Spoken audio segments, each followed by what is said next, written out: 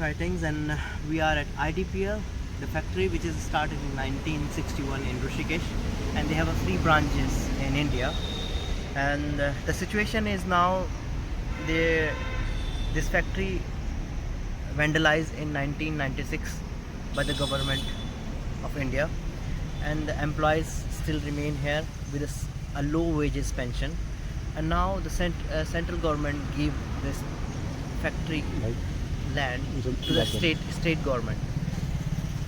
The situation is, there is a 1200 families here who's on the way to come up in a road, so they don't have house to live in, and the government want to make a wellness center here.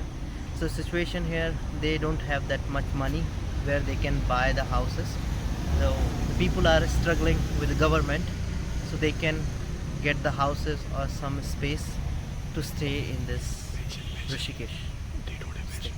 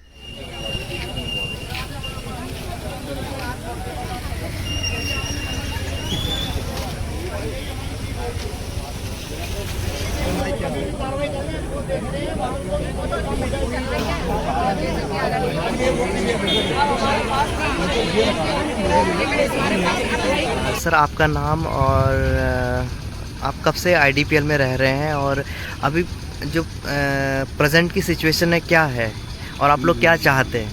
मेरा नाम संदीप कुमार है। मेरे father का नाम श्री मदन पाल सिंह है और मेरे father 1970 में यहाँ पे नौकरी पे लग गए थे और उन्होंने नौकरी करी है। और आईडीपीएल प्लांट ने 2016 में ब्यारस ड्रा के एक ब्यारस दे दिया गया कि ब्यारस के नाम पे सबसे ब्यारस भरवाया गया। अभी जबकि हमारे फादर की नौकरी कई साल की बची हुई, 10 साल 12 साल की अभी नौकरी और बची हुई थी, लेकिन उनको ब्यारस दे दिया गया है।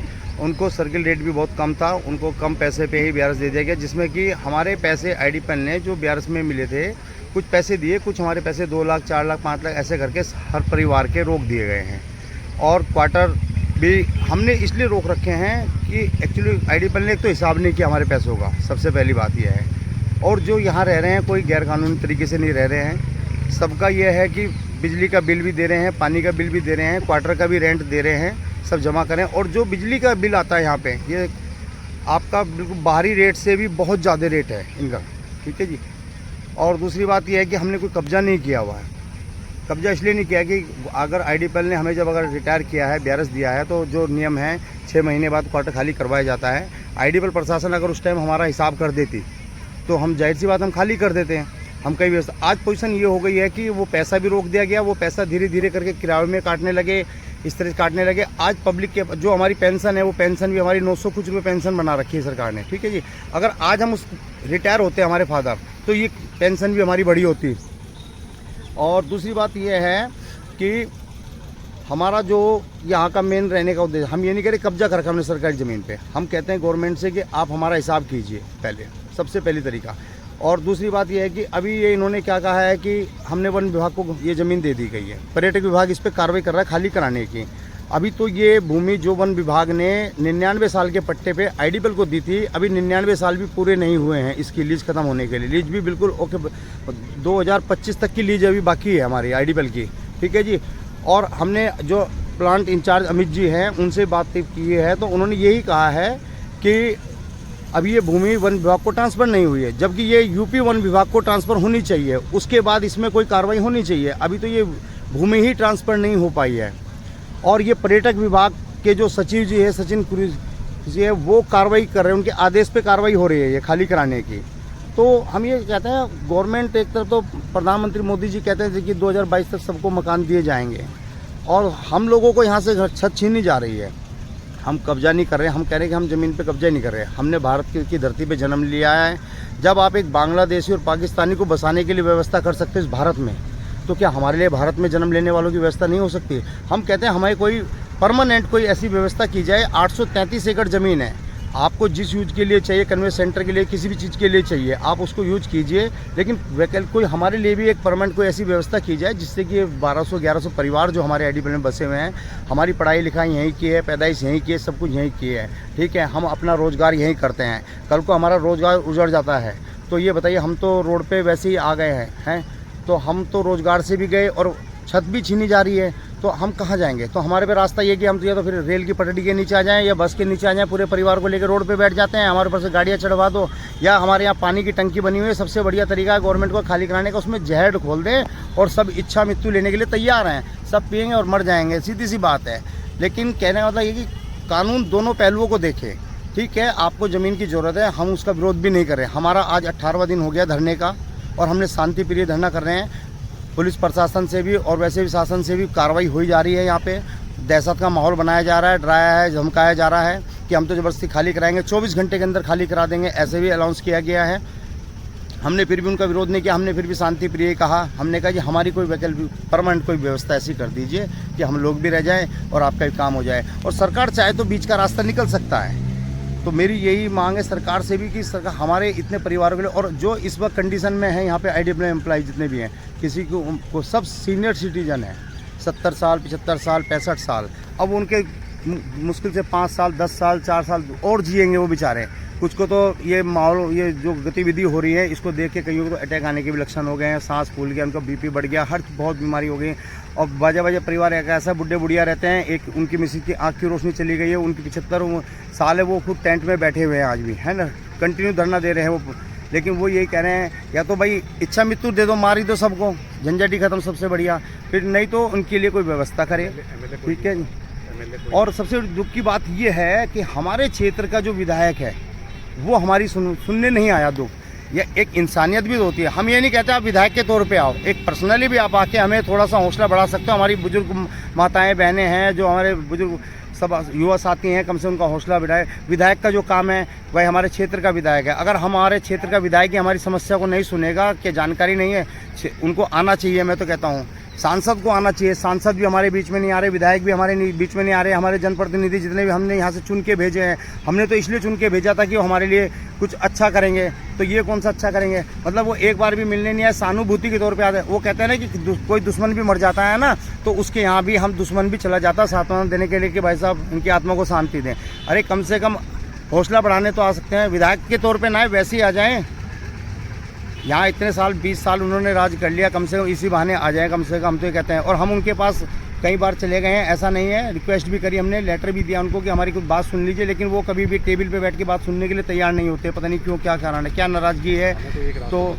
तो वही रास्ता हम तो सीधा कह रहे हैं कि वो कहते हैं बाहर निकलो। बाहर मतलब किस बेस पे निकलें? आईडी पर पहले एक बार तो जो क्वार्टर वाले हैं इनका हिसाब करें, ठीक है जी। जितना भी इनका पैसा, ये समझ लो 50-50 साल हो गए यहाँ लोगों को रहते हुए, उस टाइम के पैसे रोके हुए हैं, उस पैसे का हिसाब करें सबसे पहली बात। और कब्जा किसी ने नहीं किया हुआ। हम तो ये कह रहे हैं कि आपकी सरकारी प्रॉपर्टी है, ठीक, आप ले लीजिए, लेकिन नियम के तहत कार्रवाई हो तो वो ज़्यादा अच्छा लगता है। एसडीएम साहब भी आते हैं, ठीक है जी, एडीएम भी आते हैं, तहसीलदार भी आते हैं, पटवारी भी आते हैं, वो तो जबरदस्ती कहते हैं। हमने उनसे यही कहा, कार्रवाई सिर्फ हमने कोई सरकारी काम में बाधा नहीं डाली, हमने उनसे ये कहा सर अगर आपके पास खाली कराने का इसका नोटिस है और ये तोड़ने का, बिल्डिंग तोड़ने का नोटिस है आधे से कोई है, तो हमें उसके कागज़ दिखा दीजिए। सिर्फ यही मांग हमने उनसे करी है। वो हमें कोई कागज़ नहीं दिखाते हैं मौके पे। जब वो आप सरकारी काम के लिए कागज़ तोड़ने के लिए आ रखे, उसका कागज़ नहीं है आपके पास, तो हमने सरकारी काम में बाधा कैसे पहुंचा दी?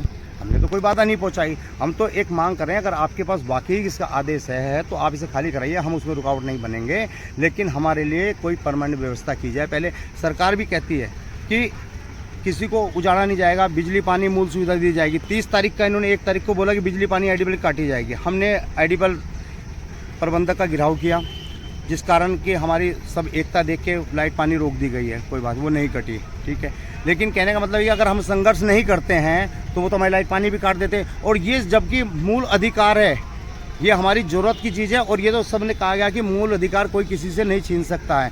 दूसरी बात ये कि जितने भी आदमी यहाँ पे सब पढ़े लिखे हैं, समझे हैं, कोई क्रिमिनल रिकॉर्ड नहीं किसी का, कोई कुछ नहीं है, शांतिपूर्वक अपने घर में अपना जीवन बिता रहे हैं। बुढ़े बुढ़िया हैं, बुजुर्ग हैं, सब अपना जीवन व्यतीत कर रहे हैं। तो इनको 2 साल 10 साल इन्होंने और जीना है, तो इनके लिए कोई ऐसी व्यवस्था की जाए। सरकार से निवेदन है, माननीय मंत्री, प्रधानमंत्री से हाथ जोड़ के निवेदन है कि कृपया इनके बारे में सोचें। और ये हम लोग कहाँ जाएंगे? हम लोग भी पढ़ाई लिखाई, भाई हमें नौकरी नहीं मिली, हम यहीं रोज़गार कर रहे हैं अपने आईडीपीएल में ही, ठीक है, अपने परिवार के साथ रहते हैं। कल को हम अगर हमें बेघर कर दिया जाएगा तो हमारे पास तो कोई विकल्प ही नहीं है। हम तो रोज़गार से भी वंचित हो गए हैं, और वैसे भी घर से भी अगर छीनना जाएगा तो कहाँ जाएंगे बताइए? रोड पे कहाँ? इसका मतलब फिर हम रोड पे बैठ के जब बैठ जाएँ सारे, यही रास्ता है, और हमारे पास कोई और रास्ता नहीं है। तो मेरी मांग यही है सरकार से कि इस विषय में सोचा जाए, और हमारे लिए कोई परमानेंट कोई व्यवस्था ऐसी कर दी जाए कि हम लोग भी रह जाएं। आपके कार्य में हम रुकावट नहीं बनना चाह रहे हैं, ना हम बनेंगे। हम तो बहुत सभ्य लोग हैं, यहाँ पे समझदार लोग हैं, पढ़े लिखे हैं सब हर तरह से। वो कोई ऐसा नहीं करना चाहते कि हम कानून को अपने हाथ में नहीं लेना चाहते हैं। हम सबसे रिक्वेस्ट ही कर रहे हैं अभी, और हमारा आज 18 दिन हो गया है इस धरने को, और ये धरना हमारा चलता रहेगा जब तक हमारी सुनवाई नहीं होगी। 2003 में BRS हो गया। मेरा पति काम करते थे यहाँ, उस वक्त BRS का जो पैसा रोक रखा वो तो रोका ही हुआ है। हम लोग 20 साल से किराया दे रहे हैं, पानी बिजली सब कुछ दे रहे हैं। मेरा पति का डेथ हो गया 2015 में, और मेरा बच्चा एक था, वो भी मेरा इसी यहाँ से मिसिंग है। हाँ, तो अभी हम लोग का रहने का कहीं जगह नहीं है। आईडीपीएल क्वार्टर में रह रहे हैं, पेंशन भी नहीं है, कुछ नहीं है। तो अभी हम लोग क्वार्टर छोड़ेंगे तो जाएंगे कहाँ? सड़क के अलावा तो कहीं जगह भी नहीं है हम लोग का जाने का।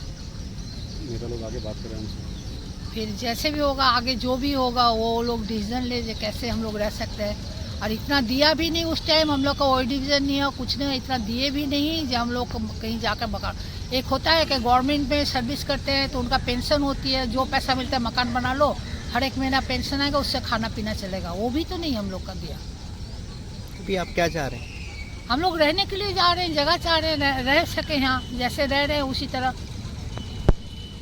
तो हमारी जब से आईडीपीएल का ये पोजीशन हुआ, कहीं बाहर जो भी ढूंढने जा रहा है, जो 5 का था वो 10 का बता रहा है मकान, तो हम लोग खाएंगे क्या? ये किराया देंगे, पानी बिजली देंगे, तो खाने का भी पैसा नहीं रहेगा। पेंशन भी तो नहीं है, पेंशन रहता तो हम लोग चलो पेंशन है, चलो हम लोग गुजारा कर रहे हैं। जैसे स्टेट सेंट्रल में होता है पेंशन पूरा उनका मिलता है, जो भी मिलता है वो मकान बना लेते हैं। हम लोग का तो है ही नहीं कुछ भी। धन्यवाद। मेरा नाम संदीप चंद्रा है, मैं आईडीपीएल का निवासी हूँ। मेरा जन्म यहीं पे हुआ है, मेरी पढ़ाई लिखाई सब यहीं पे हुई है। यहाँ पे 1996 में प्लांट बंद हो गया था। उस टाइम पे हमारे पिताजी की जो सैलरी है वो कभी रिवाइज़ नहीं हुई, तो ये 4,500-5 हज़ार रुपये में रिटायर हुए। सरकार ने कभी 6 महीने में जाके इनको 1 महीने की सैलरी दी, कभी 2 महीने की सैलरी दी। इस तरह से हम लोगों ने यहाँ पे गुजारा किया है अपना। फिर 2003 में जाके इन्होंने वीआरएस दिया है, उसमें भी हमारी पेंशन जो है वो सिर्फ 958 रुपये है। कई लोगों की पेंशन नहीं है। जो वीआरएस में पैसा मिला वो हमने डिपॉजिट किया, जिससे इंटरेस्ट आया, महीने का खर्चा चला। हम लोगों ने सर्वाइव किया यहाँ पे। उस क्वार्टर को सरकार ने छोड़ने के लिए तब हमसे कहा नहीं, उसके बदले में इन्होंने यहाँ पैसे रख लिए लोगों के अलग अलग। इतने सालों तक हमने उसका किराया दिया, हर 2 महीने में किराया आता है। बिजली का रेट हम कमर्शियल रेट पे देते हैं। उसका जो लीज़ है यहाँ की, वो इन्होंने हमारी छाती पे रख के पूरी कर ली। हमसे किराया वसूल किया, बिजली का, पानी का, सब वसूल किया। अभी तक हमारे पैसों का कोई हिसाब नहीं है। जो पैसे इन्होंने रखे थे उसका कोई हिसाब नहीं है। हमारा जो पैसा था सब ख़त्म हो गया है। हमारे पास पेंशन नहीं है। और जो लोकल जो यहाँ पे अधिकारी हैं, जो विधायक हैं, वो हमसे आगे बात नहीं कर रहे हैं। हम कोई अनसिविलाइज लोग तो हैं नहीं, हम सिविलाइज लोग हैं। हम ये कह रहे हैं कि हमें कोई एक वे आउट तो दे, हमें एक रास्ता तो दे बाहर निकलने का। हमारे पास पेंशन नहीं है, हमारे पास सेविंग नहीं है, हमारे पास घर नहीं है। आप या तो हमें पेंशन दें, या तो आप हमारे घर के लिए कोई अलग से व्यवस्था करें। 833 एकड़ ज़मीन आपको चाहिए, उसमें से आप 800 एकड़ ज़मीन ले लीजिए। 33 एकड़ में आप हमारी व्यवस्था कीजिए। जो यहाँ पे लेबर कॉलोनी है, कृष्णा नगर कॉलोनी है, वो अनऑथराइज है। वो यहाँ पे लोगों ने कब्ज़ा करके बनाई थी। वहाँ पे इन्होंने उसको बिजली के, पानी के कनेक्शन दे दिए हैं, वहाँ पे इनके पट्टे दे दिए हैं। विधायक जाके वहाँ उनको बोल आए हैं कि हम आपको पूरा सपोर्ट करेंगे, आपको कोई भगाएगा नहीं। और ये जो कॉलोनी जो सरकार ने बसाई है, जो यहाँ के सरकारी लोग हैं, जिन्होंने काम किया है, जिन्होंने बिल दिया है इतने सालों तक, पानी का, बिजली का बिल दिया है, जिन्होंने अपने पैसे रखे हुए हैं, उनको सरकार बिना किसी ऑर्डर के, बिना किसी प्रॉपर प्रोसेस के यहाँ से सिर्फ दबाव बना के भगा रही है कि आप भागे यहाँ से। मैं आपसे ये कहना चाहता हूँ कि हमें एक रास्ता दिया जाए ताकि हम यहाँ से सिविल तरीके से निकल सकें। हम कोई अनसिविलाइज लोग नहीं हैं, हम कोई ज़बरदस्ती नहीं कर रहे हैं। हम कह रहे हैं हम खाली कर देंगे, आप हमें एक तरीका दें, एक वे आउट दें यहाँ से निकलने का। और जो लोकल विधायक हैं, जो लोकल सरकार है, उनके जो रिप्रेजेंटेटिव वो कम से आगे हमसे बात तो करें। हम भी इस देश के नागरिक हैं, हमारे भी अधिकार हैं, हमने भी वोट दिया है। अब आप कह रहे हैं कि हमने वोट नहीं दिया। हमने चाहे आपको वोट दिया ना दिया हो, आप यहाँ के विधायक हैं, आप यहाँ के रिप्रेजेंटेटिव हैं, आप आके हमसे बात करिए सिविलाइज तरीके से और एक रास्ता बताइए कि हम यहाँ से किस तरह से बाहर निकलें। या तो आप हमारी पेंशन दीजिए, या आप हमें यहाँ से कहीं वैकल्पिक व्यवस्था करके दीजिए ताकि हम यहाँ पे लोग, जो बूढ़े लोग हैं, बुजुर्ग लोग हैं, वो कहीं रह सकें। धन्यवाद। नमस्कार, मेरा नाम भुवनेश्वर प्रसाद भारद्वाज है और मैं ऋषिकेश में रहता हूँ। एज अ सोशल वर्कर मैंने काफ़ी काम किया है। बेसिकली एजुकेशन पे काम कर रहा हूँ, ट्राइबल्स एजुकेशन पे। तो मुझे हाल में ही पता चला कि आईडीपीएल से कॉलोनी जो है वहाँ के लोगों को जबरन खाली कराया जा रहा है। तो मुझे बड़ा दुख हुआ। आज मैं यहाँ आ रखा हूँ, मैंने देखा काफ़ी वरिष्ठ लोग, काफ़ी महिलाएं आज बहुत सैड हैं, दुखी हैं। आज उनको देख के मुझे बहुत दुख हुआ। कहाँ आज से पहले करीबन 20-25 साल पहले मैं कभी आता था तो बचपन में यहाँ पे बहुत अच्छा लगता था, पर आज मुझे बहुत दुख हो रहा है कि इतने सारे लोगों को यहाँ से हटाने की कोशिश करी जा रही है। अरे भाई, आप यूनिफॉर्म सिविल कोड ला रहे हैं, उधर आपने एनआरसी लाए थे, इतने लॉ पे आप काम कर रहे हैं। उधर पिछले एनआरसी और फिर सीए ला रहे थे ताकि दूसरे देश के लोग यहाँ पे आ जाएं, चाहे वो हिंदू हैं या कोई कुछ भी हैं, पर वो यहाँ आ जाएं। और यहाँ के लोगों को आप उजाड़ रहे हैं। इनको क्या उन देशों में भेजेंगे आप? ये क्या चल रहा है, समझ में नहीं आ रहा। सरकार ऐसा इनके साथ क्यों कर रही है? क्या ये कोई दूसरे देश से आ रखे हैं? क्या इनको यहाँ रहने का क्या कोई अधिकार नहीं है? क्या कोई संविधान जैसी कुछ चीज़ है? तो मैं दरख्वास्त कर रहा हूँ, मैं निवेदन कर रहा हूँ कि इन लोगों को कुछ दिया जाए, कुछ जगह दी जाए, कहीं रहने को दिया जाए। ये कहाँ, ये रोड पे अगर इतने सीनियर सिटीजन रोड पे भी आ गए तो कहाँ जाएंगे बेचारे? अभी कोरोना से तो उठे थे, कोरोना में इतनी बड़ी मार पड़ी इनको, फिर अब उठते ही जो है आप इधर से दूसरी मार रहे हैं। तो ये इतना लोग नहीं झेल पाएंगे। इतने बुजुर्ग लोग हैं, किसी को हार्ट अटैक की समस्या है, किसी को सांस की तो समस्या है, वो एकदम से इसको झेल नहीं पाएंगे। तो मेरा निवेदन है कि इनको सही इनके लिए कुछ जगह दी जाए, इनको कहीं सेटल किया जाए, या जो भी है इनको कुछ शेड दी जाए, इनको कोई घर दिया जाए, छोटा छत दिया जाए। ये बुजुर्ग लोग हैं, अभी इनको कौन सा 200 साल जीने वाले हैं भाई, कुछ तो इनके लिए किया जाए। तो इस समस्या को देखते हुए मेरा निवेदन है माननीय मुख्यमंत्री से, माननीय प्रधानमंत्री जी से, जो उन्होंने कहा था 2022 में हर किसी के पास घर होगा, आज 2022 का 2023 में लोगों से घरों से निकाला जा रहा है। सारी चीज़ें जो हुई थी उसके विपरीत हो रही हैं, ये बहुत गलत है। मुझे बिल्कुल भी ऐसे बड़ा दुख हो रहा है। प्रधानमंत्री जी को मैं बहुत अच्छा मानता हूँ और हैं भी वो मेरे लिए बड़े प्रशंसनीय, परंतु जो कार्य हो रहा है उससे मुझे लग नहीं रहा है कि लगता है कि बात कुछ और हो रही है और काम कुछ और हो रहा है। तो इसी बात को रखते हुए मैं पूर्ण विराम दूंगा अपनी वाणी को। कृपया इनको देखें, इनके दुख को समझें प्लीज़। धन्यवाद।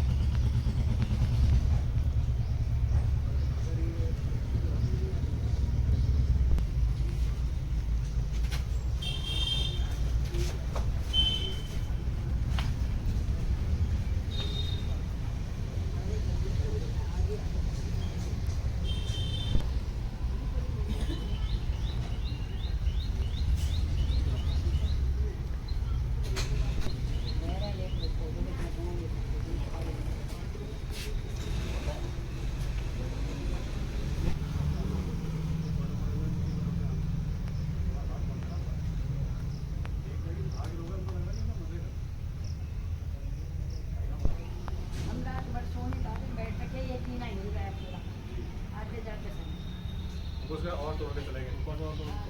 ये खाली बड़ा इसको तोड़ो, यहाँ पर पहले वो उसको तोड़ने गया था, वो टूटा नहीं, उससे उठाए के यहाँ घुस गया और वो दीवार गिराने के बाद इसको नीचे गिरा रहा, वो पिल्लर ना। अब मेरी बहू यहाँ पर खड़ी हो रही थी, उसके पैरों में से निकाल रहा वो नीचे को। वीडियो बना रखा मैंने।